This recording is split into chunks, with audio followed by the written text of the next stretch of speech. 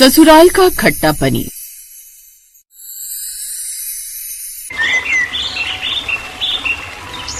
जानवी अभी अभी शादी करके अपने ससुराल आई थी।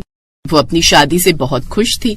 जानवी के परिवार में उसके सास ससुर, उसकी एक ननद रीना और उसके पति कमलेश थे। शादी के अगले दिन जानवी की सास उससे कहती है, जानवी बहू, हमारे यहाँ सभी को पनीर खाना बहुत पसंद है और हमारे घर रात के खाने में हर दिन पनीर बनता है, तो तुम्हें अलग अलग तरह के पनीर बनाना आता है ना? हाँ माँ जी, मैं बहुत अच्छा पनीर बनाती हूँ, बस आप पनीर और कुछ मसाले मंगवा लीजिए।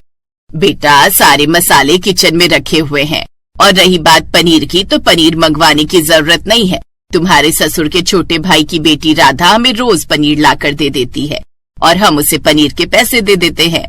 राधा भी थोड़ी देर में आती ही होगी। वे लोग ये बातें कर ही रहे थे कि तभी बाहर से किसी की आवाज आई, चाची, अरे ओ चाची, मैं पनीर लेकर आ गई हूँ, पनीर ले लीजिए जल्दी से। आजा आजा राधा बिटिया, अंदर आजा, हम लोग तेरा ही इंतजार कर रहे थे। आज हमारे घर में बहू रानी की पहली रसोई है, तो आज हमारी बहू रानी ही पनीर बनाएगी। राधा अंदर आती है और जानवी को देख वो उसे प्रणाम कर कहती है, प्रणाम भाभी, मैं जानती थी भाभी कि आज पनीर नई बहू ही बनाएगी, इसलिए मैं पनीर थोड़ा ज्यादा ही ले आई हूँ। अब इस घर में नए हाथ का स्वाद सभी की जुबान पर जाएगा, तो क्या पता घर में सभी लोग थोड़ी की जगह ज्यादा खाना खा ले, इसीलिए ज्यादा पनीर लाई हूँ। हाँ बेटा, अच्छा किया तूने, ये ले पनीर के पैसे, और बहू तू पनीर ले और सभी के लिए बना दे।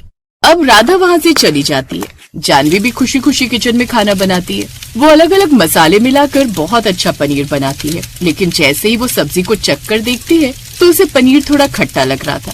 ये देखकर जानवी डर जाती है और अपने आप से कहती है, हे भगवान, पनीर की सब्जी तो मैंने बहुत अच्छे से बनाई है, फिर ये खट्टी क्यों लग रही है? कहीं ये पनीर की सब्जी खराब तो नहीं हो गई?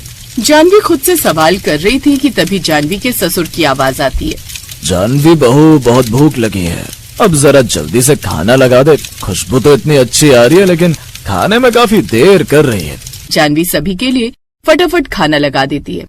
सभी लोग पनीर की सब्जी खाते हैं और सभी को पनीर की सब्जी बहुत पसंद आती है। वो लोग जानवी की बहुत तारीफ करते हैं। जानवी की ननद रीना कहती है, अरे वाह भाभी, आपने तो पनीर सचमुच बहुत अच्छा बनाया है। हाँ बहू, तूने पनीर सच में बहुत अच्छा बनाया है, ये ले हीरो का हार शगुन के तौर पर। सभी लोगों के मुंह से तारीफ सुन और शगुन होते देख जानवी को थोड़ा अजीब लगता है, पर वो उस समय कुछ नहीं कहती। अगले दिन फिर से राधा पनीर लाकर देती है और जानवी पनीर को तुरंत सूंघ कर देखती है, लेकिन वो पनीर खट्टा होता है। जानवी अपनी सास के पास जाती है और कहती है, माँ जी आप बुरा मत मानना, लेकिन राधा दीदी जो पनीर लाती है वो खट्टा होता है, वो पनीर अच्छा नहीं होता। नहीं बेटा, ऐसी कोई बात नहीं है, हम तो सालों से ये पनीर खा रहे हैं, हमें तो कभी ये खट्टा नहीं लगा। तुम इतना परेशान मत हो, हम सबको सब्जी पसंद आई है, बस तुम सब्जी बना दो। सास की बातें जानवी को हैरान कर देती हैं। अब जानवी सब्जी बनाती है, लेकिन वो सब्जी नहीं खा पाती। अगले दिन जब राधा पनीर लेकर आती है तो जानवी उससे कहती है, राधा दीदी एक बात कहूँ, बुरा मत मानना, वो आप जो पनीर लाती हो ना, वो खट्टा क्यों होता है? राधा को ये सुनकर बहुत बुरा लगता है और वो कहती है, जानवी भाभी, क्या आप मुझ पर शक कर रही हो? मुझे नहीं पता था कि सालों से पनीर देने के बाद एक दिन हमारे घर की बहू ही मुझ पर शक करेगी। अगर आपको ऐसा लगता है कि मैं अच्छा पनीर नहीं लाती तो मैं कल से नहीं लाऊंगी। राधा ऐसा कहकर चली जाती है। तब जानवी की सास उस पर गुस्सा होते हुए कहती है, जानवी तुमने अच्छा नहीं किया, बेचारी को तुमने बुरा लगा दिया। तुम 4 दिन से आई हो और वो सालों से पनीर दे रही है, भला वो खट्टा पनीर कैसे दे सकती है? परिवार के बाकी लोग भी अब जानवी से गुस्सा हो जाते हैं। अब जानवी ने मन ही मन पनीर का सच पता लगाने का फैसला कर लिया। जानवी ने अपने पति से पूछा, कमलेश एक बात तो बताओ कि राधा दीदी पनीर लाती कहाँ से है? शंभू सेठ की दुकान से। रीना दीदी सालों से शंभू सेठ की दुकान से पनीर खरीद कर लाती हैं। अच्छा, और ये शंभू सेठ की दुकान कहाँ पर है?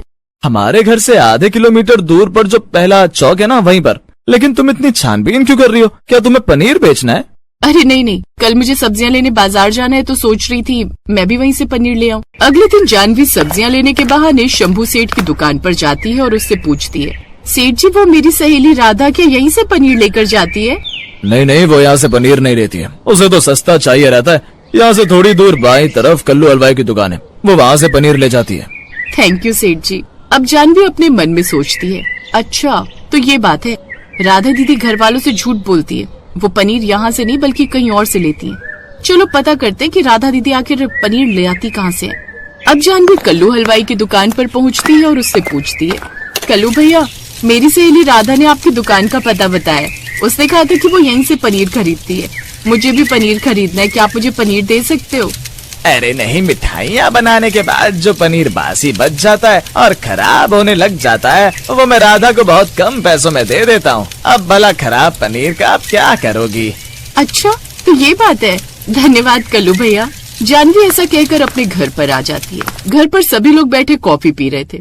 जानवी ने सबके सामने कहा, मैंने आप लोगों से कहा था ना कि हमारे घर का पनीर खट्टा होता है, और वो केवल खट्टा नहीं बल्कि खराब भी होता है। अगर हम बासी और खराब पनीर खाएंगे तो हम सभी के स्वास्थ्य पर बुरा असर पड़ेगा।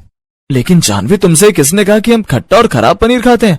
वो लोग ये बातें कर ही रहे थे कि तभी राधा वहाँ आ जाती है और जानवी कहती है, यदि आपको यकीन न आए तो आप खुद ही राधा दीदी से पूछ लीजिए। क्यों राधा दीदी, मैं सही कह रही हूँ ना? नहीं भाभी, आप बिल्कुल भी सच नहीं कह रही हैं। राधा का इतना कहना था कि जानवी ने अपने मोबाइल की रिकॉर्डिंग ऑन कर दी, जिसमें कल्लू हलवाई की सारी बातें उसने चुपचाप रिकॉर्ड कर ली थी। सभी ने वो रिकॉर्डिंग सुनी और अब सभी को सच का पता था। जानवी की सास बोली, राधा, तू इतने सालों से हमसे इतना बड़ा धोखा कर रही थी। हमने सपने में भी नहीं सोचा था कि तू इतना बड़ा धोखा दे। चली जाए यहाँ से, और आज के बाद कभी भी हमारे घर की तरफ पलट कर मत देखना। राधा शर्मिंदा होती है और वहाँ से चली जाती है, और जानवी की सास ने अब पनीर लाने की जिम्मेदारी जानवी को ही दे दी थी।